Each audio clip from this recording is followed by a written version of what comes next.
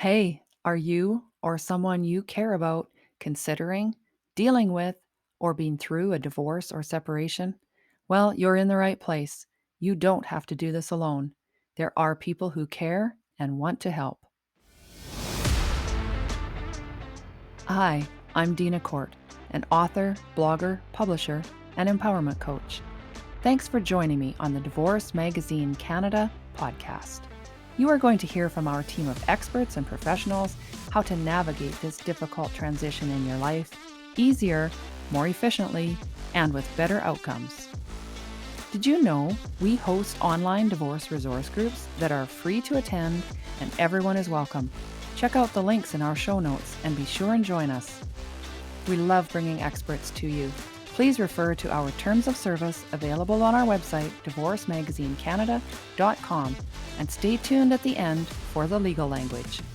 Ready? Here we go.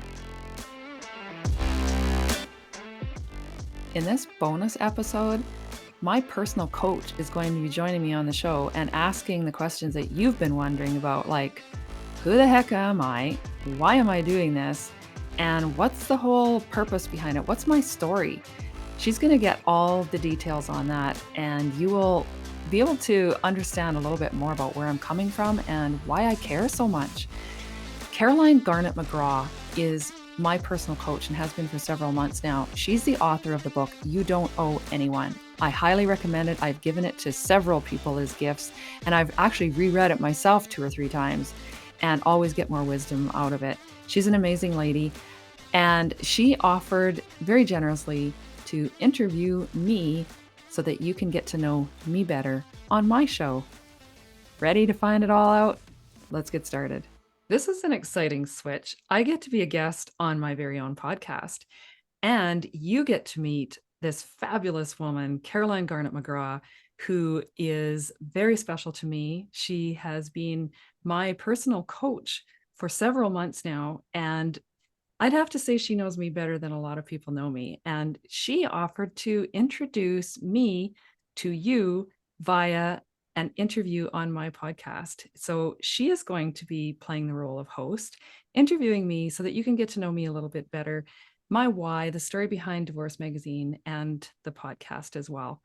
Welcome to the show, Caroline. Thank you for hosting. Thank you for doing this for me. Oh, Deena, you are very, very welcome. I'm glad to be here. Welcome to your own show, and I'm delighted to get to interview you today. This is going to be fun. So for everyone who hasn't had the privilege and the fun of meeting Deena yet, she is an author and a speaker.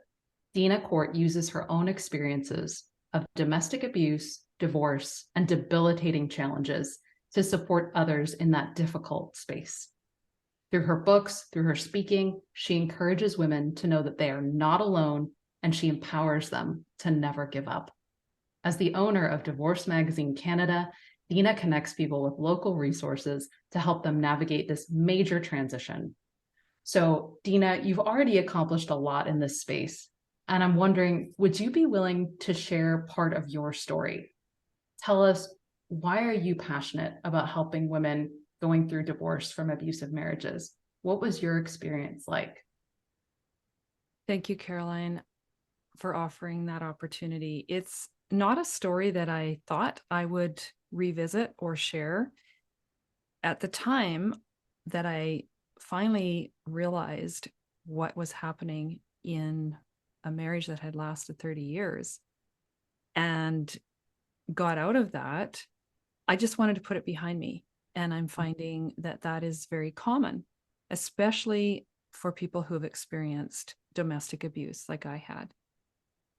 You are sitting in a space during all those years that feels very uncomfortable, and you start questioning your own sanity, questioning your own reality, and comparing. And I think that's what locks a lot of women in and makes them feel alone, is that you compare what you're experiencing to some stories of violence and abuse that just to you feel far more damaging and far more severe.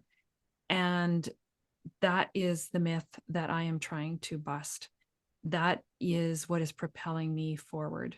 I felt like I'd been resilient. I felt like I'd been strong, that I had done everything I possibly could, and yet kept uncovering more and more levels of pain and grief and damage and conditioning or programming that had been part of that survival mode that I was in. And it was through the vulnerable sharing of other people of what they'd experienced that finally helped me to acknowledge and accept what I was in, and that was not safe. It wasn't healthy for me, for the example I was setting for my children. And it was very important that I follow my instincts to leave that and just, celebrate and understand that I had given every possible opportunity to make it work. Mhm. I'd come also from a very religious background, and that really added to that feeling of failure and shame and guilt Mhm. that I didn't make it happen, that I just couldn't stay in this, and had never, ever envisioned being someone who was divorced. There was a Mhm. stigma attached to that. There was a lot of shame. And, I think that word really sums it up the best. And that's what I've found is so many women that I've encountered have been in that space, and they struggle to question themselves over and over and over. Is this really abuse, or can I make it work? How did I let it get this bad? Am I staying? Really trying to deal with all those questions. So then they tentatively reach out and ask somebody else about that. And they're faced very often with the same questions that they've been struggling with. And it sends them right back into it thinking, well, I'm in it. I doubt it. Other Mhm. people doubt my story and my truth. And so then they end up back. And it's very common. It can take 7 to maybe even up 12 or upwards times that they will try and leave and try and get to a healthy, safer space. And it's a struggle. So what I want to do is be there to support, be there to help create a culture of compassion and understanding and acceptance, that even people who haven't experienced it will openly help support those who are trying to get out. Because every time they go back, it's very common that they experience an escalation in Mhm. the Mhm. abuse, Yes. and more doubt in themselves, and they're even more beaten down, mentally, physically, emotionally. And I think that's just, it's so sad. And as much as I wanted to leave that behind and just, charge forward, create a new life, I just realized some good needed to be made of it. Mhm. and and I wanted others to know they aren't alone, like I had felt, and really questioning. Well, first and foremost, thank you for your courage. It is not easy to share the hardest things that have happened to you, and to do that in service to others. It's a powerful thing. And I want to spotlight some things that you said to make sure I'm understanding correctly and that listeners are getting this too. So, first of all, you had said it takes between 7 or even 12 times of attempting to leave an abusive relationship before you actually leave. So, does that mean it's actually quite normal to go back and forth? It doesn't mean you're a failure. It doesn't mean you're never going to leave.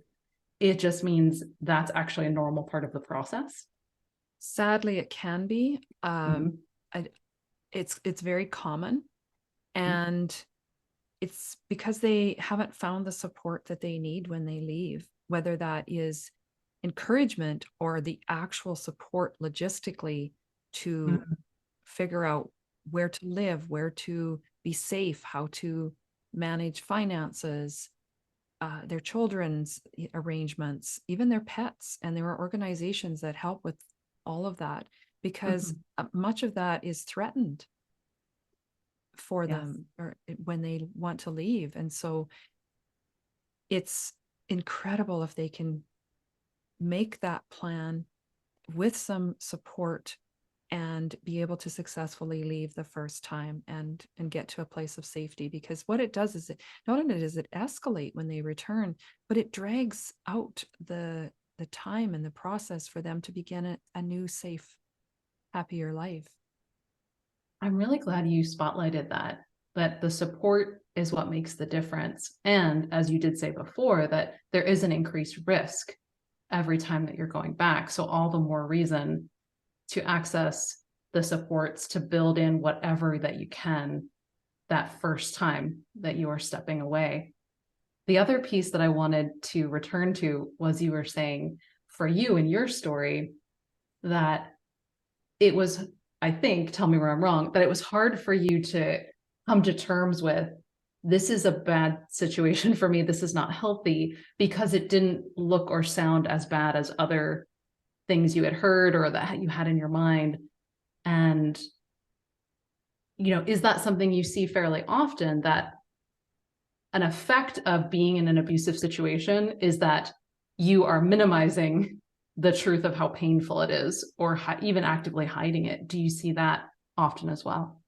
Absolutely. And what is not that well known is people who have experienced a lot of emotional abuse or financial, any other than physical, they really downplay what they are experiencing. But Mm-hmm. what isn't commonly known is that very often that when physical violence happens, there has already been quite a bit of other types of abuse going on, even just one other type that has been going on. And the first incident, when it becomes physical, is can be fatal.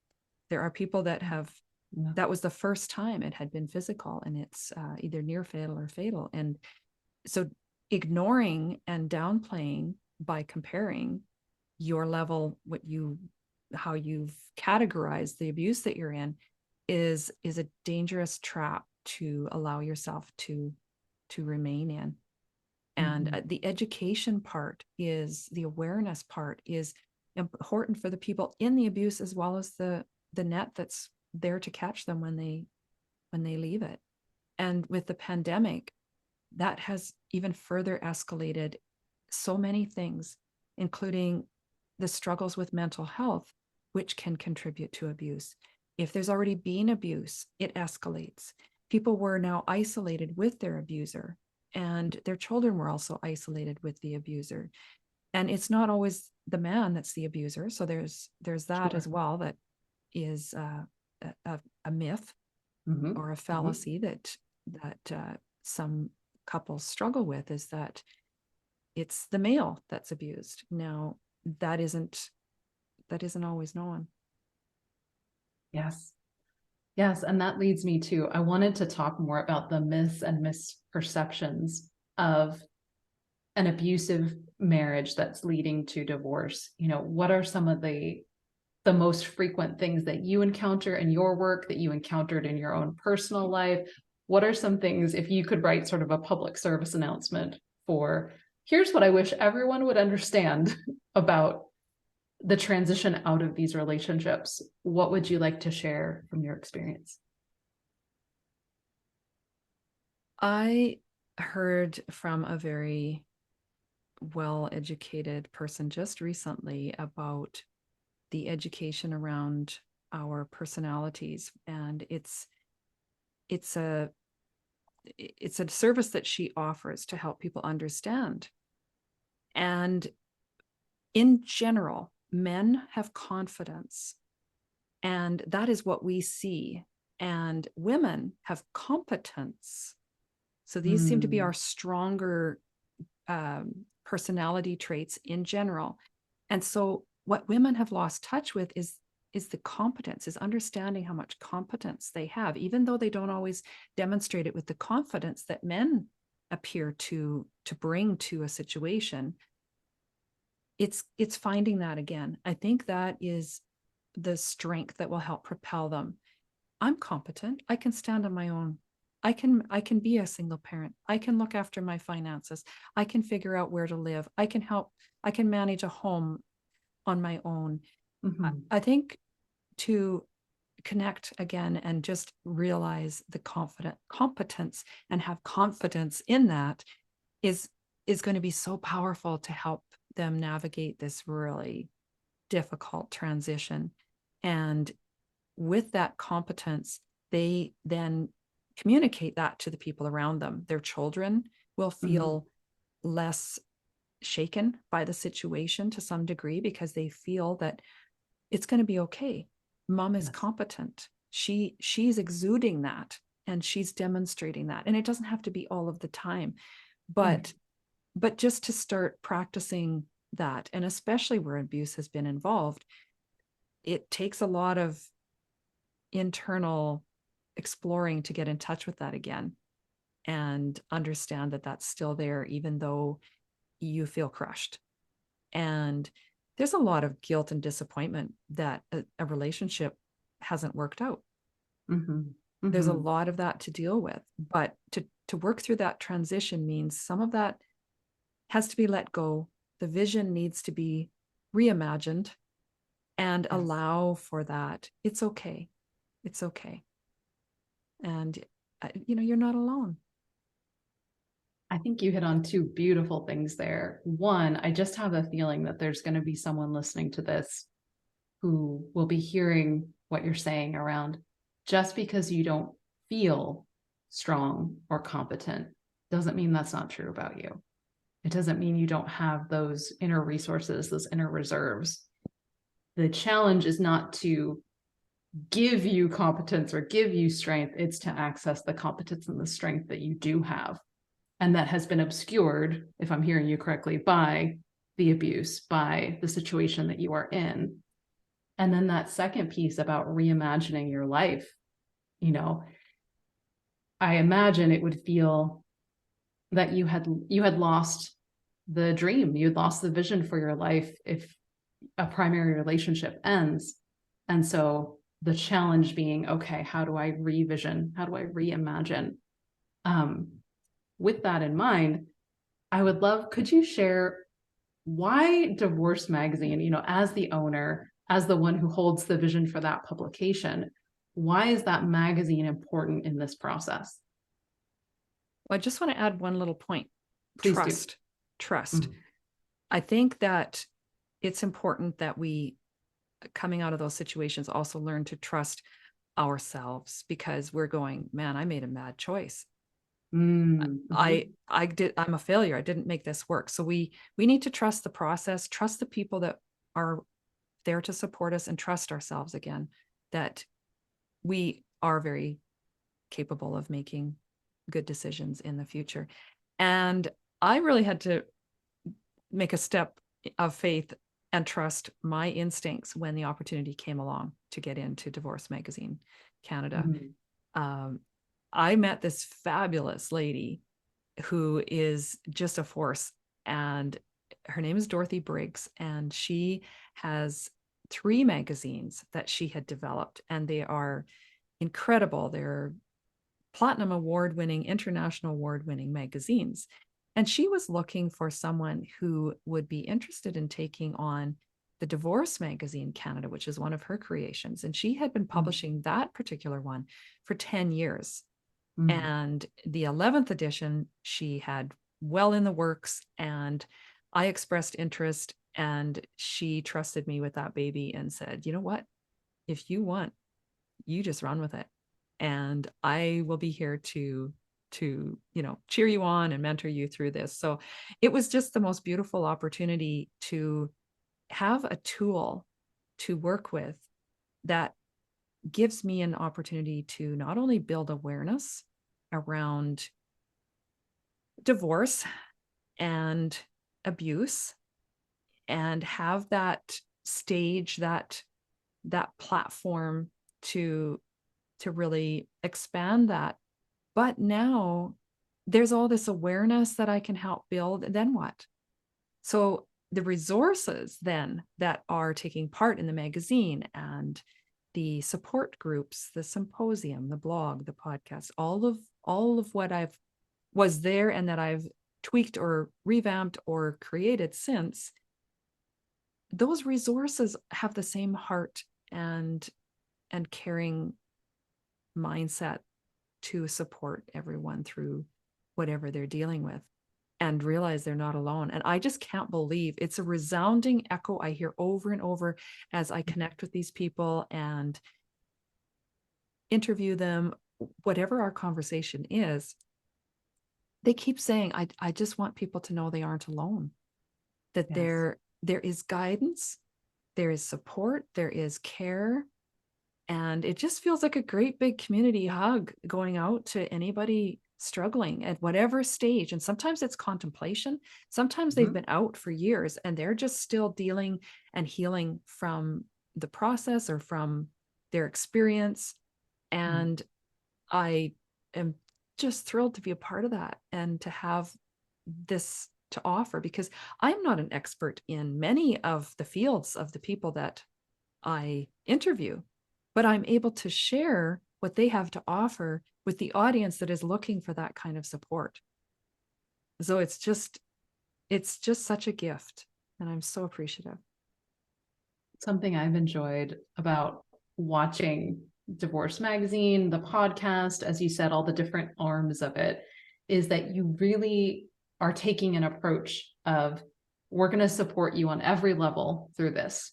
So here's the practical support, financial, legal, custody, all of these practical pieces. And then here's the emotional, here's the community support, here's the connection, here's the live event you can attend, here's the support group.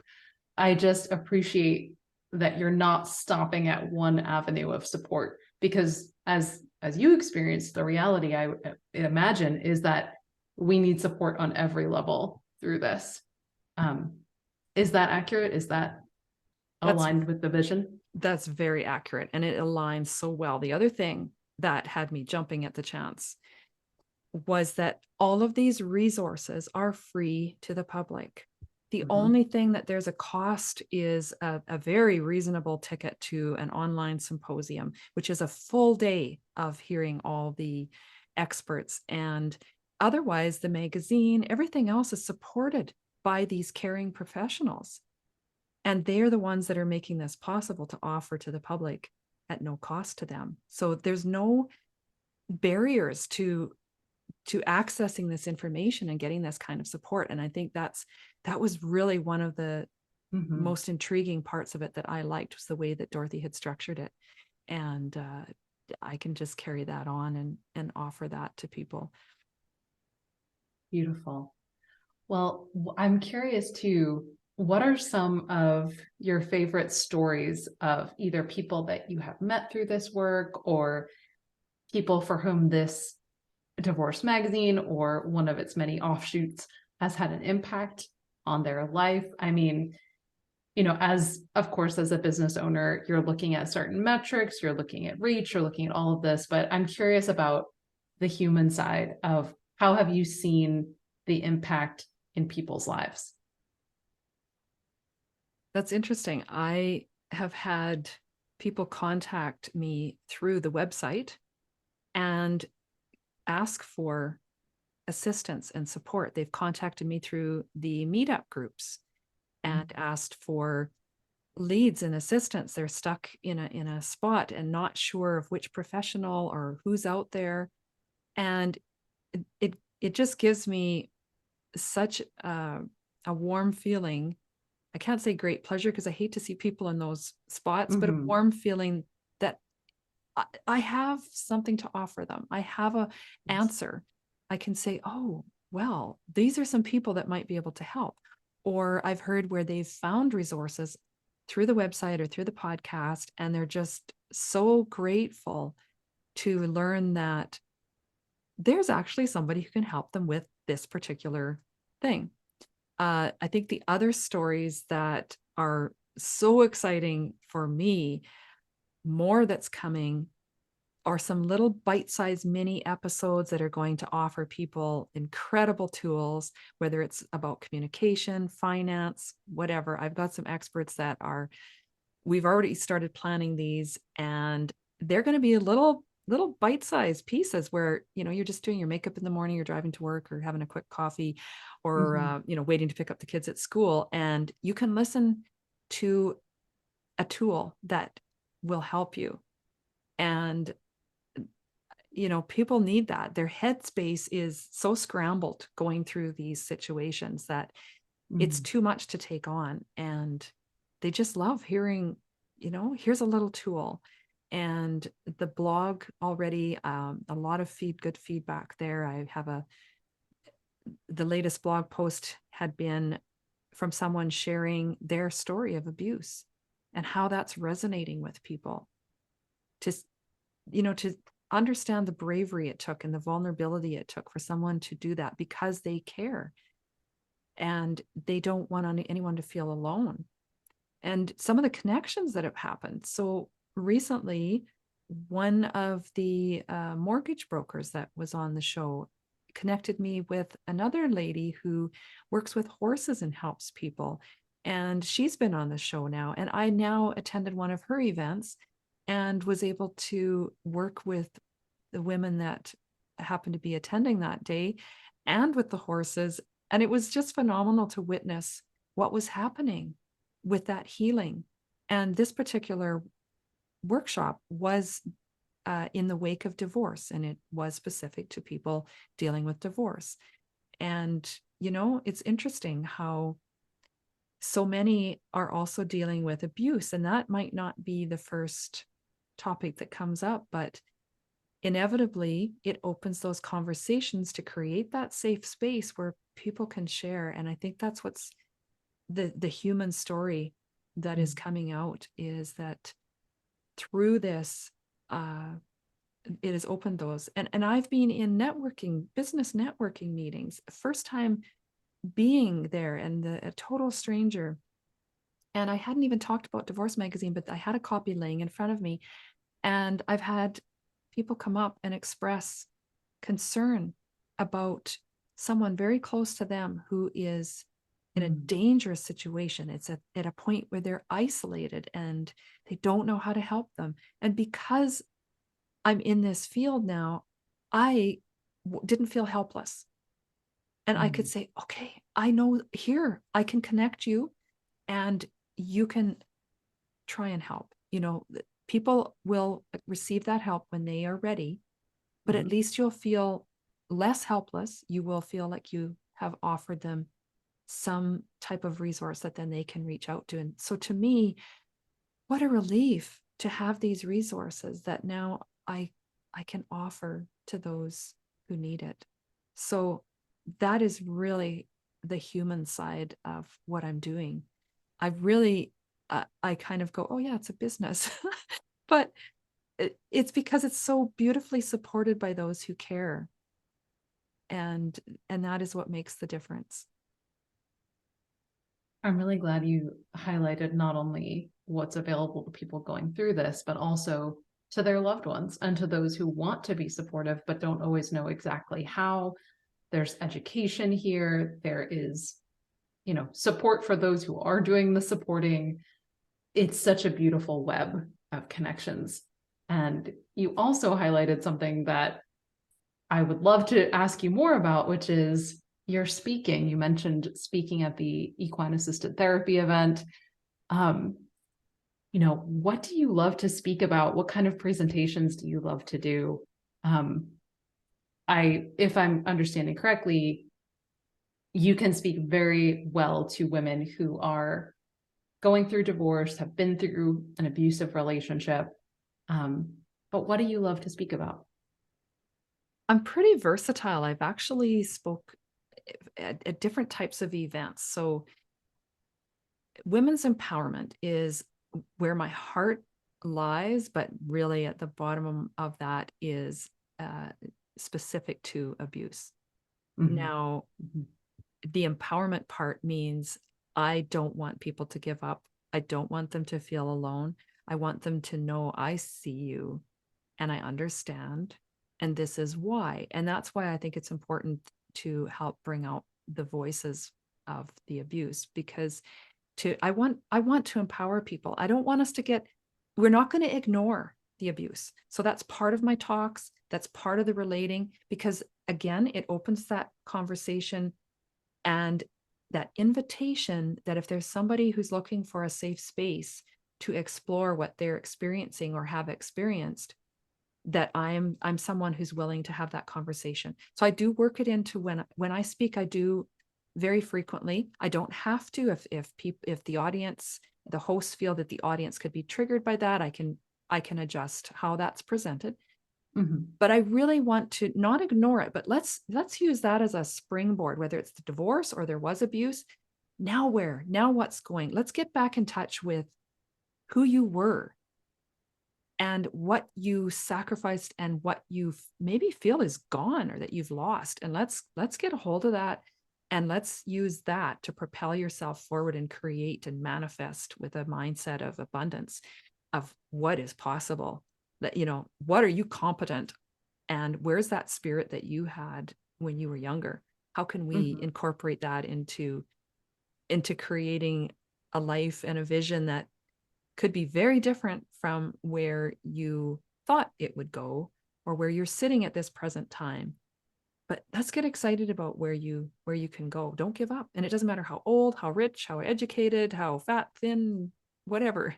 Mhm. Let's go there. And that is really where a lot of my writing, I've published books, my blog and my speaking is aiming to take people. So as an empowerment coach, I love to do that most from the stage and have an audience that can interact with me, with each other, and with themselves internally. And so that's some of the exercises I will sometimes take people through if it's going to Mm. be that type of a presentation where it can be interactive.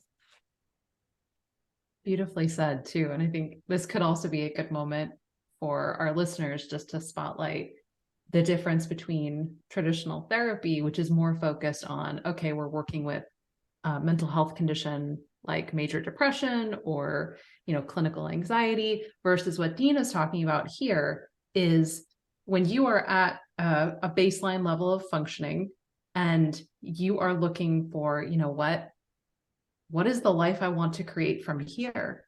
It's not just about, you know, I am I've had this really hard experience, but what now? I like that you asked that question of what's next for me. What is the story that I'm creating from here on out? And that I think you do so beautifully because not only are you passionate about it, but you've lived it, right? So would you share just a snippet of, since your experience, you've gone through abuse, you've gone through a divorce, what is the life that you have made for yourself now? Would you tell us a little bit about how much has changed for you since that 30-year marriage ended? It has been a roller coaster, let me tell you. I think the most significant thing was trusting myself, because I was at a point, even before the marriage ended, that I had friends who were just so excited to be free of whatever they'd lived in, and they were just excited as well about the next relationships and looking forward to that. And I just cringed thinking that will never ever happen, ever. That is so, it's locked up, duct tape, barbed wire, welded behind a firewall, and there's Yes. there's flamethrowers in front, like that part of my life is never going. No way. I'm quite satisfied with my own company. I'm happy with, just existing without any significant other. And I was adamant about that and felt that way for years. And that was near the end of the marriage, and knowing that, maybe I was starting to contemplate maybe going to get out. And then when it really happened, I still had no interest. And eventually I did enter into that realm again, and was shocked that my friend said, "Welcome back to the land of the living." And that just really hit me, because I realized, yeah, that was just one area that I was not in the land of the living. I had so shielded, thinking, oh, I'll be so much safer if I keep up this great big brick wall around me and not trust anyone, including myself. And as life started chipping away at that. And I realized that not everybody was going to treat me the way I had become accustomed to be treated, that I could start to allow for others to be part of my life in whatever way, whether, friendships or dating or that type of thing. It just really brought color back to my world and brought joy to my heart, and was very instrumental in allowing myself to create a new vision and think, okay, well, maybe there's more I can do here. There were some extremely significant things that happened. I was in a I was in a job, and that I just assumed was going to continue and expand, which is what I'd been led to believe. And then I experienced a very serious motorcycle accident where I was injured and significantly and in hospital for 2 weeks. And then found out the day I got out of the hospital that my position at my job had been eliminated completely out of the blue. So I just really suddenly felt adrift. I wasn't employable at the time. Both hands were in splints, for example. My one foot, my ankle was fractured as well. And I was going to be looking at future surgeries and just really lost it, and in the same sense felt some freedom. Okay, now what? Now what's the next thing? And I am ever the optimist, which can be to my detriment. So I had really started experimenting with more risky things. I had never been terribly risk averse, but then through your maternal years, you realize that you have other roles to fill. So I found that that's what I was trying to figure out. I'd come from a very strict childhood right into an abusive marriage. That was my entire life to that point. I was 50, and that is all I'd experienced. So now to try and figure out, well, who the hell am I? What do I want? And I'm different now than I was 30 years prior. So just realizing that, the tricky thing was that it impacted some of my very important relationships, including with my daughter. And she was married, expecting her first child at the time. Maternal hormones were rampant. Those roles were getting a little gray, and trying to switch, because I was being risky, she was being maternal. So who needed the parenting at that point? She seemed to want to step in and do that. Not to her fault. I was, in all appearances, looked like that's what I was going to need. So in her maturity, she requested something I didn't even realize existed. And I'm learning this now with the magazine, of all the things that are out there that can help you and support you. But she requested that we together see a mediator.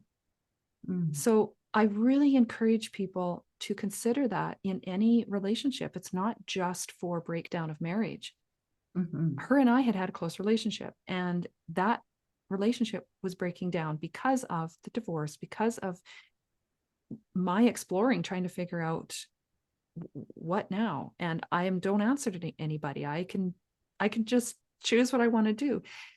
That was pivotal in not only me seeing the mediator translate to her what it is, where I was and why I was doing what I was doing, but to give her the permission to just allow me to do so. And that was huge. So there's an example of some services that can really save, dealing with that elephant in the room or whatever it might be. And what I took then after the accident was, I moved, I tried creating some different avenues of income that were really fun, really creative. I very much enjoyed what I was doing. And naturally, then that led to learning more skills, networking and meeting more people. And when I look back, I see that path lining up for me, but I needed to trust myself. I needed to trust the universe was lining things up, or God, source, higher power, whatever people want to call it. I was in the right place at the right time. It didn't always feel like the right place, but those things were all lining up in a path that has led me to where I am today. And I'm happy to say that I am in a fantastic relationship, over 4.5 years now, with somebody that I no longer think, oh, I'm going to trigger them, or there's a situation that's going to happen and this is not going to go well. And Mhm. I don't have to be worried about that. I'm safe. I'm safe to express myself, to create what I want to do and be, and I'm supported. And what was really ironic, I think one of the other major things I did was change my name. And I knew I was no longer my maiden name. That didn't fit right. There were many factors involved around that. And I actually blog and have written and published about that. Uh, my daughter actually suggested a change because there were some negative things around that. She said, fortunately, I was able to change mine because she was married. And she Mm. suggested a family name. And so my last name was my grandmother's maiden name and somebody that I highly admired. So I changed my name. And very shortly after, within a week, I think, of that becoming official, is when I met my new partner. And I don't think that's a Mm. coincidence. So like I took on this new identity. In a way, I express it better in my written article about it. But I I just think now there's so many people who only know me by that name. Mhm. And it gave me an interesting sense of reinvention that I really encourage people to consider. Maybe you don't go that far, but just even play with it and think about what you might want to do. So my first name is still the same. And so there's many, many things that have lined up. And I think it's important that people trust that what crosses your path might not seem obvious. The analogy I love the most about those types of things is if you're watching a movie and you see the plot unwinding, you see those characters, you're like, no, don't do that. Mhm. Or, oh, come on, just say yes. Just look we can see what's waiting for them, or we understand the bigger picture. And I just Mm. want people to allow themselves to be in that character and just follow your instincts, listen very closely, and let things unfold the way that they show up. It's not always what you expect or the time you expect it. Well, Deena, I am so struck by you have this wonderful combination of there's so much kindness and compassion and gentleness for people going through hard times. And at the same time, there is so much daring and bravery. And I'm going to change my name. I'm going to go explore and find out who I am at 50. I'm going to fall in love again. I'm going to become the owner of a magazine. Like, I just look at the path you have taken. And if this were a movie, I would be saying, you go, girl. Like, keep up the great work. So, if people are resonating with what you're sharing, and if they have an audience of people who need this beautiful combination of support and challenge, where should they reach out to you? I know you love doing workshops and keynote speeches. Where should people reach out to you about speaking? I would be thrilled to hear from anyone and be involved in their events, whether it's a retreat or whatever. So they can best get a hold of me through the contact on my website. I have two websites. So I have the You Glow Girl website, and then I also have the Divorce Magazine Canada website. And both of those contacts come directly to my email. I am the one that will read it, I'm the one that will respond. And that is the best way. I'm also very active on Instagram and all that. We'll put all that information in the show notes so that it's just a click away and people can get a hold of me. And I'd be thrilled to speak to your audience and collaborate as well. I'm looking for guests for my podcast and my blog and my resource groups. So I really encourage people to get involved, whether they're looking for support or want to network with other professionals. I think that's really important. Wonderful. Well, Deena, as always, it's delightful to get to sit with you, to hear your story. I thank you for taking the time today. Thank you, Caroline, for hosting and interviewing me on this show and just giving me an opportunity to get to know my audience better and let them see who I am behind the camera or the mic and just share that so that they feel like, I'm a real person and I can relate. Then they aren't alone, because many of us have been there. You aren't alone, folks. Deena has been there. Thank you so much. Thank you, Caroline. Hopefully you heard something today that helps you wherever you might be in life. Do you have questions or suggestions for a topic you want to know more about? Let me know. Check the show notes for all the contact information. Follow this podcast and find us on social. Know anyone who might find this information helpful? Be a friend and share it. And hey, thank you for hanging out with me today. Keep smiling that beautiful smile. The world needs your sunshine.